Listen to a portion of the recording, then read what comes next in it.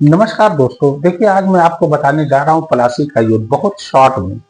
देखिए प्लासी का युद्ध सन 1757 ईस्वी में हुआ था और एक तरफ थे अंग्रेज और एक तरफ था सिराजुद्दौला। बंगाल के वो नवाब थे और उनका नाम था सिराजुद्दौला। देखिए सिराजुद्दौला और ब्रिटिशर के बीच ये वॉर हुआ था और इस वॉर में सिराजुद्दौला की हार होती है। इसका सबसे बड़ा कारण यही होता है कि उसका जो सबसे विश्वस्त जो व्यक्ति था, जो इंसान था, वो अंग्रेजों के साथ मिल गया और नाम था मीर जाफर। मीर जाफर की गद्दारी की वजह से प्लासी का युद्ध सन 1757 ईस्वी में नवाब सिराजुद्दौला अंग्रेजों के हाथों हार जाता है।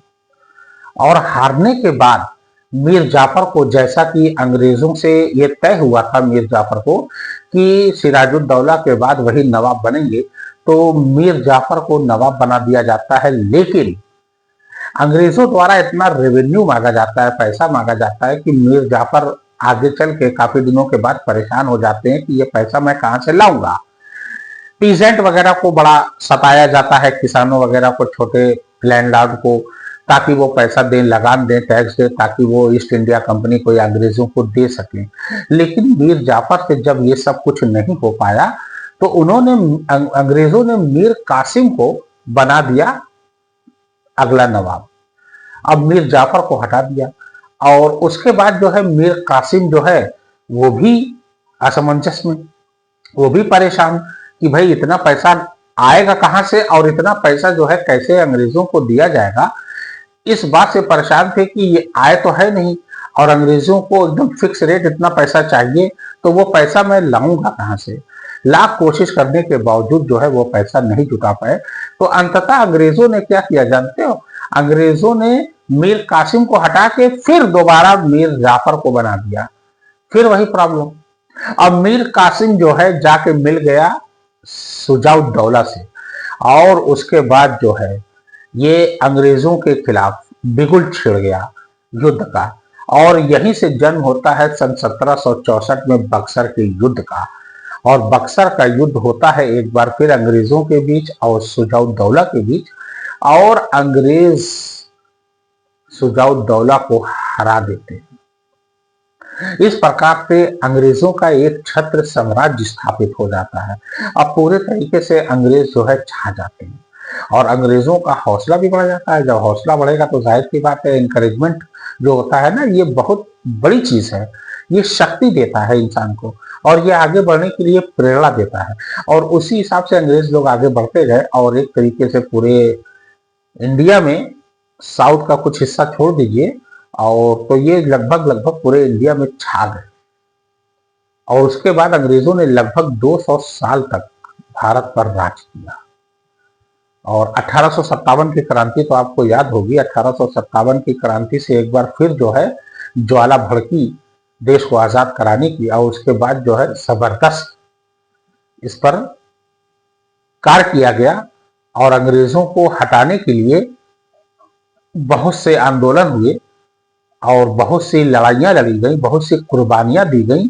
तब उसके बाद अंततः सन 1947 15 अगस्त 1947 को हमारा देश आजाद हुआ और जवाहरलाल नेहरू देश के पहले प्रधानमंत्री बने। लेकिन उससे पहले हमारे क्रांतिकारियों ने, हमारे पैट्रियोटिक जो मेन है यानी देशभक्त लोगों ने बहुत सी कुर्बानियां दी, तब जाके देश आजाद हुआ। ऐसे नहीं हुआ। रोलैट एक्ट लागू कर दिया गया। आपको याद होगा, रोलैट एक्ट जब लागू हुआ तो बहुत सताया जाने लगा हिंदुस्तानियों को अंग्रेजों द्वारा। क्योंकि देखिए, जब प्रथम विश्व युद्ध हुआ था 1914 से लेकर 1918 के बीच, तो बहुत से भारतीय सैनिक भी गए थे इंग्लैंड की तरफ से लड़ने के लिए, क्योंकि दोनों विश्व युद्ध में इंग्लैंड प्रमुखता से था, क्योंकि इंग्लैंड से ही सामना था, पहले विश्व युद्ध में भी, दूसरे विश्व युद्ध में। तो ब्रिटेन में सेना का अभाव होने की वजह से सैनिकों का, भारतीय सैनिक बहुत से गए थे और अंग्रेज की तरफ से लड़े थे। और ये सोच के लड़े थे कि जब ब्रिटेन जीत जाएगा तो हो सकता है कि हमारे देश को आज़ादी मिल जाए और ब्रिटिशर जो है यानी अंग्रेज लोग हमारे देश को छोड़कर चले जाएं, यानी आज़ाद कर दें, यानी गुलामी की जंजीरों से हमको मुक्ति मिल जाए। लेकिन होता उल्टा इसके है, एकदम उलट हो जाता है। और होता क्या है कि इनके ऊपर, भारतीयों के ऊपर और जुल्म होने लगते हैं। और Rowlatt act, Rowlatt, Sydney Rowlatt नाम के एक जज थे जो ऑस्ट्रिया में पैदा हुए थे, लेकिन इंग्लैंड की नागरिकता थी और वहां के जज थे। उसके बाद उनको इंडिया भेजा गया था और उन्हीं की अध्यक्षता में एक टीम गठित होती है और उन्हीं के नाम पे रखा जाता है रोलैट एक्ट। और इस एक्ट के जरिए किसी भी भारतीयों को कभी भी उठाया जा सकता था, उनके खिलाफ आपराधिक मुकदमा चलाया जा सकता था, बिना किसी कारण के उनके जेल में डाल दिया जा सकता था और तमाम कई तरीके के आपराधिक नियम उसमें लागू हो गए। भारतीयों ने एक तरीके से जो है विद्रोह कर दिया और इसके खिलाफ जो है महात्मा गांधी ने भी बिगुल फूंक दिया। महात्मा गांधी ने कहा कि रोलैट एक्ट का खुलकर विरोध करिए सभी भारतीय लोग, और सभी भारतीयों ने इसका विरोध किया तो कुछ लोगों को जो है जेल में डाल दिया गया। पंजाब और बंगाल इसमें प्रमुखता से भाग ले रहा था और इसी जो उनके कुछ नेता जो थे सैफुद्दीन वगैरह, इनको जेल में डाल देने की वजह से लोग भड़क गए और अमृतसर में यानी पंजाब में धारा 144 लागू थी, यानी कि एक साथ कई लोग, 4 लोग, 6 लोग, 8 लोग, 10 लोग इकट्ठा नहीं हो सकते थे। तो बैसाखी के दिन 13 अप्रैल सन 1919 को, बैसाखी का दिन अमृतसर में जलियांवाला बाग में एक शांति सभा आयोजित की गई और उसमें ये बताना था कि हमारे देश में जो है लोगों को अनायास ही जेल में डाल दिया जा रहा है और इसके खिलाफ जो है आप सब लोग एकजुट हो। और लोगों को बार बार जो है बोला जा रहा था आप लोग जाइए जलियांवाला बाग में, वहां बैठिए, वहां लोगों की बात सुनिए।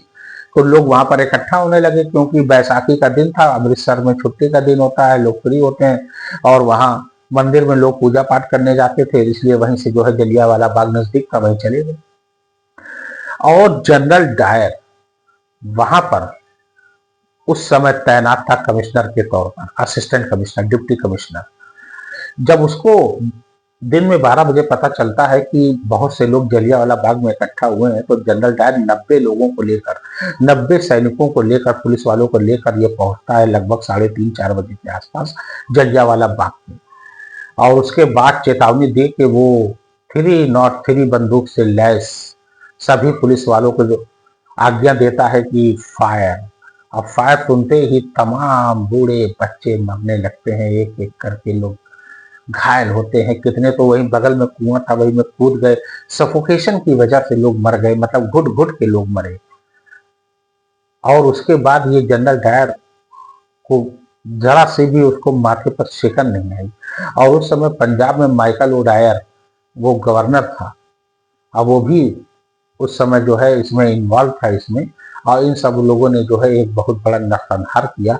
और आज भी उसकी याद में लोग जो है एक मौन रखते हैं। तमाम लोगों ने, क्रांतिकारी हमारे जितने भी थे, उन लोगों ने आजादी के लिए बहुत लड़ाइयां लड़ी, तब जाके हमारा देश आजाद हुआ।